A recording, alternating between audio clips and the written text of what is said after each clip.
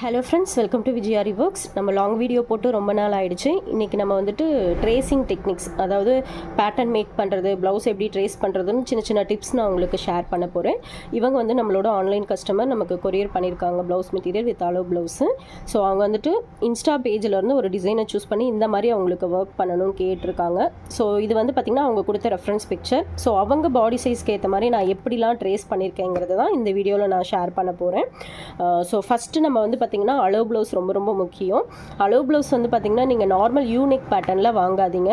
அளவு ப்ளவுஸ் இப்போ boat neck design choose பண்ணுறாங்கன்னா போட் நெக் இருக்க மாதிரியே அளவு ப்ளவுஸ் வாங்கிக்கோங்க. அந்த மாதிரி நீங்கள் ட்ரேஸ் பண்ணும்போது ரொம்ப ஈஸியாக இருக்கும்.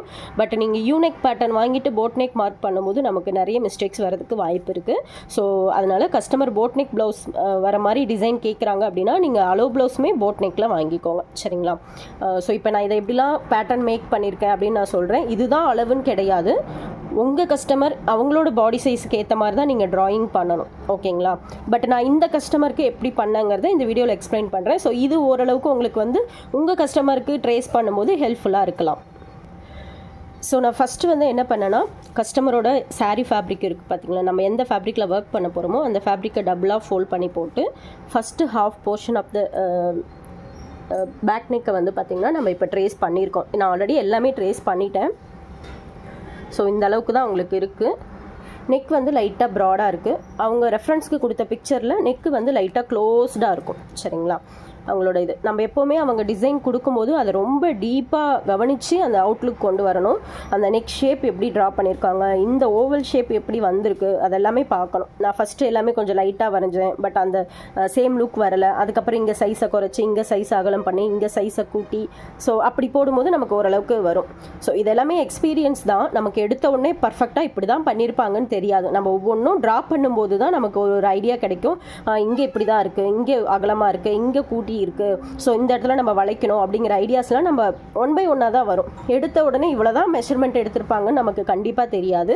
ஸோ அதே மாதிரி கஸ்டமரோட சைஸுக்கு ஏற்ற மாதிரியும் நம்ம பண்ணணும்.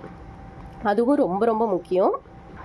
ஸோ இப்போ நான் வந்து பார்த்திங்கன்னா ஃபுல் ப்ளவுஸோட பாதி போர்ஷனை நான் ட்ரேஸ் பண்ணிக்கிட்டேன், ஓகேங்களா? இவங்களுக்கு நெக் வந்து பாருங்கள், இந்த இடத்துல வந்து கொஞ்சம் நல்லா இப்படி அகலமாக வந்து போயிருக்கு. பட் அவங்களுக்கு ரெஃபரன்ஸ் டிசைன் கொடுத்தாங்க பார்த்தீங்களா, அந்த இடத்துல கொஞ்சம் இப்படி க்ளோஸ்டாக போயிருக்கும், ஓகேங்களா?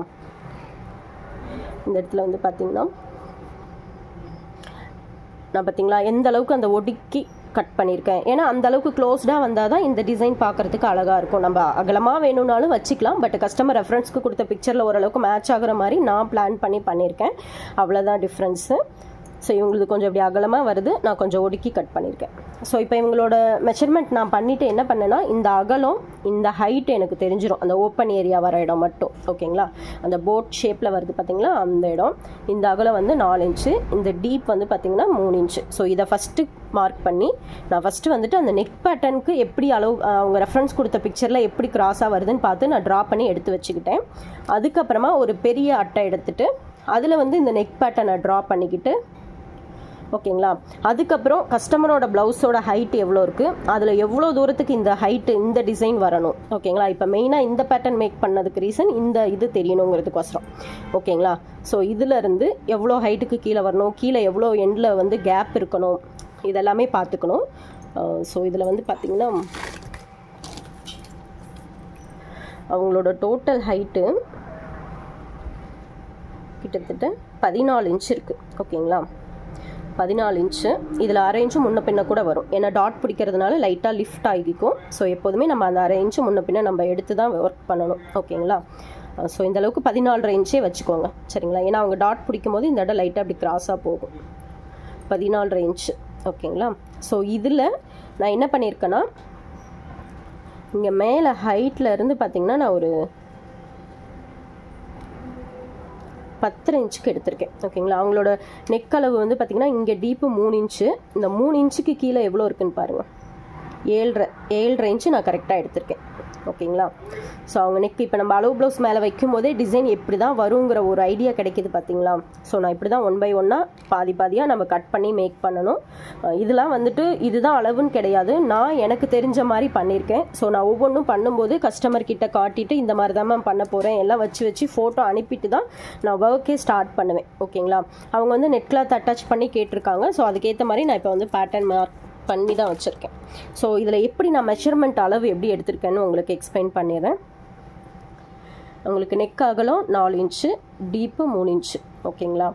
ஸோ இந்த இடம் வந்து இந்த ஹைட் வந்து பார்த்திங்கன்னா நான் வந்துட்டு 7.5 இன்ச்சுக்கு இந்த ஒர்க் வரணும்னு பிளான் பண்ணியிருக்கேன். ஓகேங்களா? இந்த ஃபுல் ஹைட் வந்துட்டு 7.5 இன்ச்சு. ஸோ இந்த 7.5 இன்ச்சில் இந்த எட்ஜில் நம்ம அப்படியே ஓவல் ஷேப் ட்ரா பண்ணுறேன் பார்த்தீங்களா? இந்த அகலம் வந்து நான் 1 இன்ச் எடுத்துக்கிட்டேன். ஓகேங்களா? ஸோ இந்த இடத்துல இருந்து அப்படியே கிராஸாக கொண்டு வரணும். இந்த ஹைட் வந்து பார்த்திங்கன்னா 5 இன்ச்சு. இது நான் எழுதாமல் விட்டுட்டேன். ஸோ இந்த ஹைட் வந்து பார்த்திங்கன்னா சென்டரில் வர ஓப்பன் இருக்குது பார்த்தீங்களா, ஓவல் ஷேப்பு, இது வந்து 5 இன்ச்சு. இதில் பாதி 2.5 இன்ச்சில் இருந்து தான் இந்த 1 இன்ச்சாக மார்க் பண்ணி இந்த ஷேப்பை ட்ரா பண்ணியிருக்கேன். ஓகேங்களா? ஸோ நான் பாதி நெக்கை தான் ட்ரா பண்ணியிருக்கேன். ஸோ இதுவே போதும். நம்ம அடுத்த ஆப்போசிட் சைடில் அப்படியே மிரரிங் மாதிரி ட்ரேஸ் பண்ணிக்கலாம். ஓகேங்களா? அடுத்தது இந்த சைடில் எவ்வளோ மார்க் பண்ணணும்னா, இங்கே வந்துட்டு ஷோல்டர் கிட்ட வந்து 1.25 இன்ச்சும், இங்கே மிடில் வரும்போது 1.5 இன்ச்சஸும், இங்கே கீழே வரும்போது 2.5 இன்ச்சஸும் நான் வச்சுருக்கேன். ஓகேங்களா? ஏன்னா அவங்க கொடுத்த ரெஃபரன்ஸ் பிக்சரில் நமக்கு அந்த மாதிரி தான். நல்லா பாருங்கள், இந்த இடத்துல நல்லா க்ளோஸ்டாக வருது, இந்த இடத்துல கொஞ்சம் அப்படியே அகலமாக வருது, இங்கே வந்து பார்த்திங்கன்னா நல்ல டீப் இருக்குது. ஓகேங்களா? ஸோ இந்த அளவுக்கு நம்ம மைனூட்டாக கவனிக்கணும். இந்த சென்டர் ஓப்பனும் நல்லாவே அகலமாக இருக்கும். சரிங்களா? அதுக்கேற்ற மாதிரி தான் இங்கே 1 இன்ச்சு, ஆப்போசிட்டில் 1 இன்ச்சு வரும். நல்லாவே இது 2 இன்ச்சுக்கே நல்லா அகலமாக இருக்கும். நமக்கு பார்க்கும்போதே ஒரு ஐடியா கிடைக்கும். ஸோ அதுக்கேற்ற மாதிரி தான் நான் இப்போ ட்ரேஸ் பண்ணியிருக்கேன். சரிங்களா? ஸோ ஃபுல் ஹைட் வந்துட்டு 7.5 இன்ச்சஸ். ஓகேங்களா? இங்கே வந்து 1.25 இன்ச்சு, இங்கே 1.5 இன்ச்சு, இங்கே 2.5 இன்ச்சு. இங்கே நான் ஃபஸ்ட்டு 2 இன்ச்சுக்கு பண்ணேன், பட் ரொம்ப க்ளோஸ்டாக முடிகிற மாதிரி ஃபீல் ஆச்சு. ஸோ அதனால் இந்த கர்வை வந்துட்டு லைட்டாக வளைச்சி கொண்டு வந்து இன்னும் ஒரு 1/2 இன்ச்சில் இறக்கிட்டேன். ஸோ நல்லா டீட்டெயில்டாக பாருங்கள். ஸோ டோட்டலாக இங்கே 2 இன்ச் மார்க் பண்ணியிருக்கேன், இங்கே ஒரு 1/2 இன்ச். ஸோ நம்ம ஒவ்வொன்றும் பண்ணும்போது ரெஃபரன்ஸ் பிக்சரை வச்சு பார்க்கும்போது நமக்கு அவ்வளோ டிஃப்ரென்ஸ் இருக்கும். ஓகேங்களா? அதே மாதிரி நெக்கும் பாருங்கள், லைட்டாக க்ளோஸ்டாக ஃபினிஷ் ஆகிருக்கு. அதுக்கேற்ற மாதிரி தான் நான் க்ளோஸ்டாக ஃபினிஷ் பண்ணியிருக்கேன். ஓகேங்களா? ஸ்லீவ் வந்துட்டு அடுத்தது ட்ரேஸ் பண்ணணும். ஸ்லீவ் ரொம்ப ஈஸி. அது வந்து ஜிக்ஸாக் பேட்டர்ன் தான். நம்ம அந்த அகலம் ஜிக்ஸாக் அகலம் எவ்வளோ வரணும்னு பார்க்கணும். அந்த ரெஃபரன்ஸ் பிக்சரில் பார்க்கும்போதே நமக்கு தெரியும் எவ்வளோ தூரம் அந்த அகலத்தை கொண்டு வந்திருக்காங்கன்னு. ஸோ நான் அதை ட்ரேஸ் பண்ணும்போது நான் உங்களுக்கு ஒரு வீடியோ போடுறேன். இப்போ வந்து பேக் நெக் மட்டும் நான் ட்ரேஸ் பண்ணியிருக்கேன். சரிங்களா? ஸோ இதிலேருந்து உங்களுக்கு ஒரு ஐடியா கிடச்சிருக்கும். இது வந்துட்டு 5 இன்ச்சு, சென்டரில் 2.5 இன்ச்சஸ்லேருந்து 1 இன்ச்சுக்கு மார்க் பண்ணிக்கோங்க. நீங்களே ட்ரா பண்ணுங்கள். இந்த இடத்துக்கு வந்து மெஷர்மெண்ட் வந்து நானாக தான் அப்படியே கர்வ் மாதிரி ட்ரா பண்ணிக்கிட்டேன். இப்படி வச்சு ஒரு டாட்டர் லைன் போட்டு நீங்கள் ட்ரேஸ் பண்ணிக்கணும். ஓகேங்களா? அதே மாதிரி இங்கே 1.25 இன்ச்சு, நான் ஃபஸ்ட்டு 1.5 இன்ச்சு செட் பண்ணேன். இந்த இடம் ஈவனாக வருது. பட் ஆனால் அவங்க ரெஃபரன்ஸ்க்கு கொடுத்த பிக்சரில் இந்த இடம் கொஞ்சம் க்ளோஸ்டாக வருது பார்த்தீங்களா? அதுக்கேற்ற மாதிரி நீங்கள் க்ளோஸ்டாக போடணும். இது வந்து நான் இப்போ அப்ராக்சிமேட்டாக ட்ரா பண்ணி வச்சுருக்கேன். ஒர்க் பண்ணும்போது கூட லைட்டாக நான் சேஞ்சஸ் பண்ணுவேன். இந்த இடத்துல இன்னும் கூட ஒரு 1/4 இன்ச்சு உள்ளே தள்ளிப்பேன், கொஞ்சம் க்ளோஸ்டாக வரதுக்காக. ஓகேங்களா? இது ரொம்ப ப்ராடாக தெரியுது அப்படின்னா. ஸோ இது எல்லாமே நம்ம ஒவ்வொன்றும் எக்ஸிக்யூட் பண்ண தான் சின்ன ஐடியாஸ், சின்ன சேஞ்சஸ் நம்ம கண்டிப்பாக பண்ணி தான் ஆகணும். ஸோ இங்கே எப்படி நான் 1/2 இன்ச்சு கீழே இறக்கணும், அது மாதிரி இங்கே ஒரு 1/4 இன்ச்சு உள்ளே கூட்டுறதுக்கு கூட சான்சஸ் இருக்குது. பட் நான் ஒர்க் ஸ்டார்ட் பண்ணிவிட்டு எப்படி பண்ணியிருக்கேன்னு ஃபைனலாக உங்களுக்கு எக்ஸ்பிளைன் பண்ணுறேன். நான் ஒர்க் பண்ணும்போது எல்லாமே சின்ன ஷார்ட்ஸாக போடுறேன். என்னால் ரொம்ப லாங் வீடியோ எடுக்கிற அளவுக்கு டைமும் இல்லை. ஸோ அதனால தான். ஓகேங்களா? Thank you so much. இந்த வீடியோ உங்களுக்கு கொஞ்சம் யூஸ்ஃபுல்லாக இருக்கும்னு நினைக்கிறேன். ஃபஸ்ட்டு இந்த நெக்கை ட்ரா பண்ணிக்கோங்க. அதுக்கப்புறம் கீழே அவங்க பாடி சைஸுக்கு ஏற்ற மாதிரி, ஹைட்டுக்கு ஏற்ற மாதிரி எவ்வளோ வரணும்னு பிளான் பண்ணி பண்ணுங்கள். ஓகேங்களா? ஸோ ஆரி ஒர்க்குங்கிறது நம்ம பார்க்குறதுக்கு ஒரு பிக்சராக பார்க்குறதுக்கு ரொம்ப ஈஸியாக இருக்கும். பட் ஆனால் அதை நம்ம ஒவ்வொன்றும் பார்த்து மைனூட்டாக மேக் பண்ணணும். இவங்களுக்கு வந்து நெட் கிளாத் வச்சு ஒர்க் கேட்டிருக்காங்க. அதுக்கு சில்க் த்ரெட்லேருந்து பீட்ஸ்லேருந்து அந்த ஒர்க்கில் வந்துட்டு எல்லாமே ஃப்ரெஞ்ச் நாட்டு அந்த மாதிரிலாம் நிறைய யூஸ் பண்ணியிருக்காங்க. ஸோ அதனால் அதெல்லாம் ஃபாலோ பண்ணி பண்ணுறது வந்து ரொம்ப பெரிய விஷயம். இப்போ எல்லாருமே நான் வந்துட்டு என்னென்னா ரொம்ப சீப்பாக்கிட்டாங்க. உழைப்பை வந்துட்டு அவ்வளோ கஷ்டப்பட்டு நம்ம ஒர்க் பண்ணுறோம். ஆரி ஒர்க்கை வந்து அவ்வளோ சீப்பாக்கிட்டாங்க. எனக்கு அது ரொம்ப கஷ்டம். ஸோ இதை பற்றி நம்ம இன்னொரு வீடியோவில் ஃப்ரீயாக இருக்கும்போது நான் எக்ஸ்பிளைன் பண்ணுறேன்.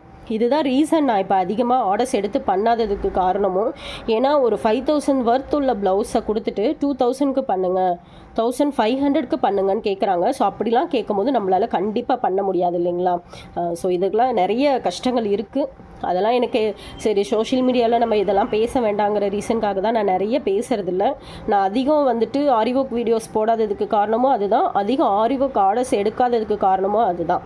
ஏன்னா நிறைய பேர் இந்த பிக்சர் அனுப்பிட்டு அதில் 4,000 போட்டிருக்காங்க, நீங்கள் 5,000 சொல்கிறீங்க, 6,000 சொல்கிறீங்க அப்படின்ற மாதிரிலாம் சொல்லுவாங்க.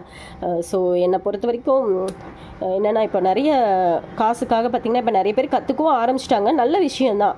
ரொம்ப அதிகமாகவும் சார்ஜ் பண்ணாமல் கரெக்டாக அந்த உழைப்புக்கு ஏற்ற சார்ஜஸ் பண்ணணும்.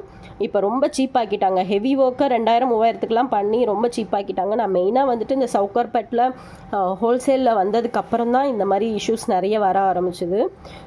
உழைப்புக்கேற்ற ஊதியம் இருந்தால் போதும். எக்ஸ்ட்ரா கூட மார்ஜின் வைக்கிறவங்கள நான் தப்பாக தான் சொல்லுவேன், அதிகமாக சார்ஜ் பண்ணாதீங்கன்னு. ஆனால் வந்துட்டு அதுக்காக ஒர்க்கை குறைச்சி ரொம்ப கம்மி சார்ஜஸும் பண்ணாதீங்க, சரிங்களா? ஸோ இதை பற்றி நம்ம இன்னொரு வீடியோவில் பார்க்கலாம். இந்த வீடியோ உங்களுக்கு ரொம்ப யூஸ்ஃபுல்லாக இருந்திருக்கும்னு நினைக்கிறேன். Thank you so much.